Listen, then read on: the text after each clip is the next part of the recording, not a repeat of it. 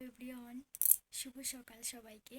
কেমন আছো তোমরা সবাই? আশা করি তোমরা সবাই ভালো আছো, আমিও ভালো আছি তোমাদের আশীর্বাদে।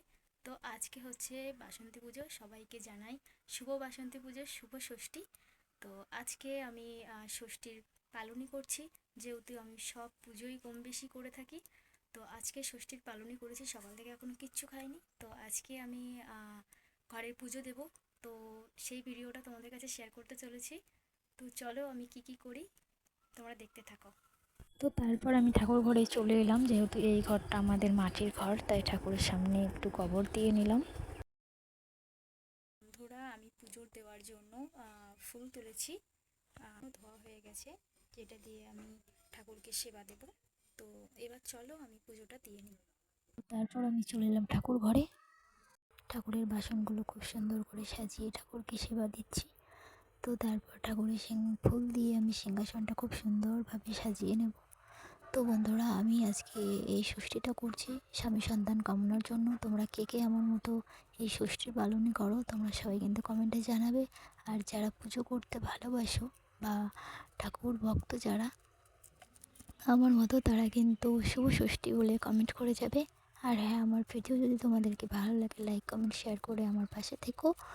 তো আমি এই ব্রত কথাটা কখনোই পড়িনি, আজকে ফার্স্ট টাইম আমি এই ব্রত কথাটা পড়বো। তো তোমাদের যদি ভালো লাগে সত্যি আমাকে একটা করে লাইক করে আমার পাশে থেকো। তো চলো এবার আমি ব্রত কথাটা শুরু করি। আমি বেশি নিয়ে নিই, কারণ অনেক ভিডিওটা অনেক বড় হয়ে যাবে, সেই কারণে। ব্রত কথা। পুরাকালে এক মুনি স্নান করে কুঠিরে আসছেন। এমন সময় দেখলেন অশোক গাছের তলায় একটি সদ্যোজাত কন্যা। তিনি কন্যাটিকে কুঠিরে নিয়ে এসে পালন করতে লাগলেন। কন্যার নাম রাখলেন অশোকা। তো বন্ধুরা, ভিডিওটা অনেক বড় হয়ে যাবে, সেই কারণে আমি সবটা তোমাদের শোনাতে পারিনি। তারপর আমি সেখান থেকে প্রণাম করে তারপর আশীর্বাদ নিয়ে ঠাকুর ঘর থেকে বেরিয়ে আসি।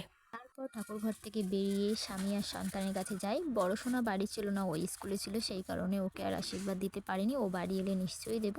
তারপর স্বামীর আশীর্বাদ নিয়ে আমি আমার উপোস ভাঙি। বা এরপর আমার যেটা ছিল, পরের স্টেপ যেটা ছিল সেটা হচ্ছে, এইটা হচ্ছে কলা, আর ভিতরে হচ্ছে মুগ ডাল আছে, আর তুলসী পাতা, আর একটু দই। এটা খেয়ে আমাকে উপোস ভাঙতে হবে। তো এটা আমার কাছে জন্য ভীষণ টাফ মনে হচ্ছিল। তো যাই হোক, মার নামে খেয়ে নিলাম। তো আমার এই পর্যন্ত। আর আজকে যে ব্রতে সেটাতে ভাত খেতে নেই, সেটা হচ্ছে ফল খেতে থাকতে হয়। তো আজকে আমি ফল খেয়েই থাকবো। তো চলো ফল খেয়ে নিই। বন্ধুরা, আমি বেশি ফল খেতে পারি না, আর ফল খেতে তেমন ভালোও লাগে না, তাই একটু আঙুর নিয়ে নিয়েছি। তাই এই আঙুরগুলো খেয়ে আমি আজকে সারাদিন থাকবো। আর রাত্রে করব হচ্ছে লুচি আর ঘুগনি, সেটা খেয়ে আজকে রাতটা কাটিয়ে দেবো। তো আজকে এই পর্যন্ত। সবাই ভালো থেকো, সুস্থ থেকো, সাবধানে থেকো। আজকের মতো টাটা।